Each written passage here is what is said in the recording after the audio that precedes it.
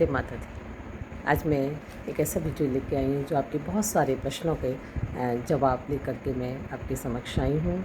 और कहना चाहिए कि हमारा ये एक दिव्य नवरात्रि जो हमारे चल रहे हैं, उन नवरात्रों में चौकी हम बिठाते हैं, कलश यानी घट स्थापना करते हैं, ज्वारे हम बोते हैं, तो हम इनका विसर्जन कैसे करें और कहाँ करें, ये सारी चीज़ों को लेकर के बहुत सारी शंका होती है। उसका समाधान जो कि हमारी बहनें, हमारे बंधु मांगते हैं, तो मैं अपने एक साइकोलॉजिकल तरीके से मैं आपको अपना ये उपाय और ये साधन बताती हूँ, जिससे करने से हमारे मन को शांति मिलती है।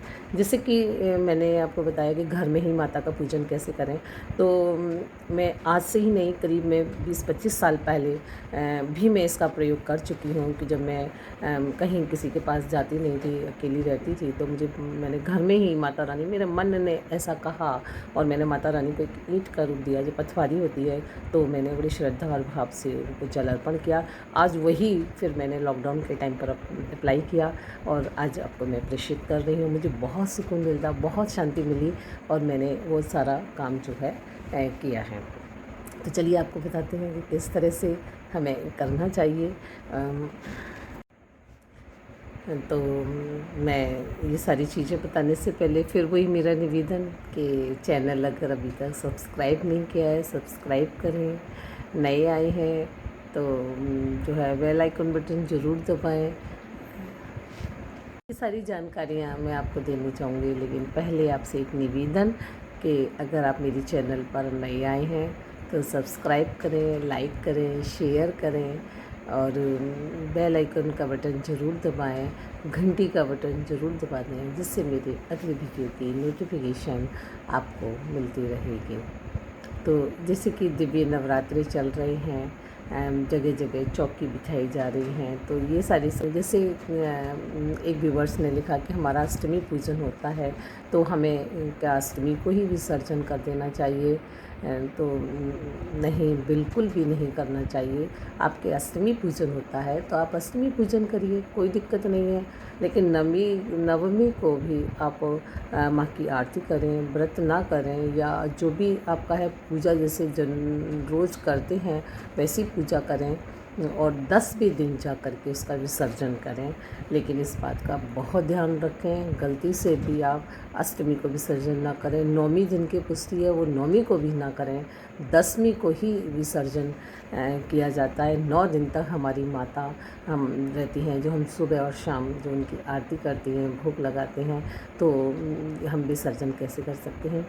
और विसर्जन का भी मुहूर्त है, जो कि 10वीं को आप सुबह 6 बजे से लेकर के 12 बजे तक आप जो है उसका विसर्जन कर सकते हैं। नहा धो करके, स्नान करके, शुचि पवित्र होकर के, पूजा अर्चना करके उसका विसर्जन आप कर सकते हैं। अब चलिए बात करते हैं हम सबसे पहले घट की।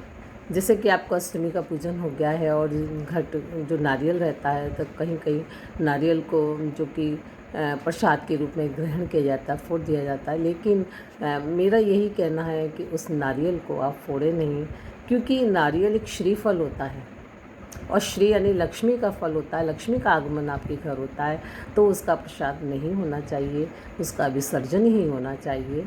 ऐसा जो कि मैंने शास्त्रों में पढ़ा है और मैं अपने पूर्वजों से भी सुनती आई हूँ, तो मेरा तो यही कहना है। लेकिन आपके जो भी चलती है रीति रिवाज, जो भी परंपरा है, आप उसके अकॉर्डिंग करिए, लेकिन वैसे श्रीफल को नहीं फोड़ा जाता है पूजा का, विशेषकर। वैसे आप कुछ भी करें, लेकिन पूजा के श्रीफल को आप 1 साल तक रख सकते हैं, कि एक नवरात्रि से दूसरे नवरात्रि आने तक, यानी 1 साल तक आप रखें, उसके बाद विसर्जन अवश्य कर दें। तो चलिए, ये तो बात हुई आपकी नारियल की। अब जो घट स्थापना करते हैं, तो उसमें हम जो है सुपारी, नारियल, मौली, कौड़ी, सिक्का आदि हम चावल, दूध, फूल जो भी आप उसमें घट स्थापना में डालते हैं, तो हम उनको सबको जो है उसको बाहर निकाल लेते हैं। लेकिन निकालने से पहले जो उसका जल होता है उसको हम घर के चारों कोने में उनका हम पवित्र करते हैं, छिड़काव करते हैं। सब जैसे किचन में आप सबसे पहले आप अपने रसोई घर में करें, बेडरूम में करें, ड्राइंग रूम में करें, लिविंग एरिया में करें, बालकनी में करें, लेकिन बाथरूम में भी कभी ना करें। इस बात का हमें विशेष ध्यान रखना है। और शेष जल जो बचता है वो तुलसी दल में आप डाल दें। तुलसी भी नहीं है तो आपके पास गमले हों, गमले में आप डाल दें। और जो है उसका जो सामान है वो सारा आप निकाल लें और उसको जो है एक पेपर में आप रख दें। और जहाँ विसर्जन करते हैं, बहते पानी में या कहीं और मंदिर वगैरह में, जहाँ भी आप इसका विसर्जन करते हैं वहाँ विसर्जन कर दें। लेकिन जो पैसा होता है, कौड़ी होती है, उसका विसर्जन नहीं किया जाता है। पैसे को हम जहाँ धन का क्षेत्र होता है वहाँ हम रख देते हैं और कौड़ी को भी हम अपने तिजोरी में ही रखते हैं। धन का क्षेत्र यानी तिजोरी। तो इस बात का हमें बहुत ध्यान रखना है। ये छोटी छोटी चीज़ें होती हैं जो हमारे घर में सुख शांति छीन लेती हैं। एक कहना चाहिए, हम कोई भी काम करते हैं सुख समृद्धि के लिए करते हैं, यश और कीर्ति के लिए करते हैं, धन और वैभव के लिए करते हैं। ये छोटी छोटी चीज़ें ही आपको सुख शांति और यश और कीर्ति दिलाती है। यश और कीर्ति से बढ़कर के कोई वैभव नहीं होता है। तो आप इस बात का विशेष ध्यान रखें। तो बात हो गई आपकी नारियल की, कलश की और उसमें जो सामान रहता है उसकी। अब हम बात करते हैं चौकी की। चौकी पर जो आप कपड़ा बिछाते हैं तो उस कपड़े पर जो भी सामान होता है आप उसको उसी को ही समेट करके और जो है अलग कर देते हैं। जो उसका कपड़ा होता है उसको कपड़े को हम इस्तेमाल कर देते हैं। और इस्तेमाल आप पूजा घर में करें, जैसे भगवान की मूर्ति की साफ़ सफाई करनी है तो उसमें करें और रफ़ हो जाता है तो उसका विसर्जन जैसे आम पूजा के सामान का करते हैं वैसा ही उसका विसर्जन करें। बाकी शेष सामान का जैसे दिए हैं, धूपबत्ती है, अगरबत्ती है, ज्योति है, फूल है इत्यादि को एकत्रित करके हम जो है फिर वहाँ से हटा करके उस पर एक दीपक ज़रूर जलाएं और उसको माथे से स्पर्श ज़रूर कर लें। और ये कहते हुए कि माता रानी फिर से अगले बरस फिर मेरे घर में विराजित होना, मेरे घर में ऐसे ही कृपा बनाए रखना। इसी के साथ ही हम दीपक जलाते हैं और चौकी का भी हम विसर्जन कर देते हैं।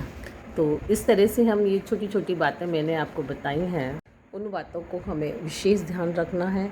तो इस तरह से हम विसर्जन कर देते हैं और ज्वारों को भी हम बहते पानी में ही उसका विसर्जन कर देते हैं। अगर आपके ज्वारे कहीं बहते जल नहीं है, कोविड चल रहा है, सारी व्यवस्था नहीं हो रही है, तो उन ज्वारे को भी आप जो आपके गमले हैं उनमें आप डाल दें तो वो खाद का भी रूप दे देते हैं। ऐसे अग्यारी है, अग्यारी को भी अगर आप नहीं कहीं जा पा रहे हैं तो अग्यारी को भी आप गमले में उसको हम विसर्जित कर देते हैं। बहते पानी में वैसे करना चाहिए, अगर नहीं कर पा रहे, पॉल्यूशन की वजह से लोगों ने इतना प्रतिबंध लगा दिया है तो आप नहीं कर पा रहे तो आप अपने गमले में कर दीजिए, वो खाद बच जाता है।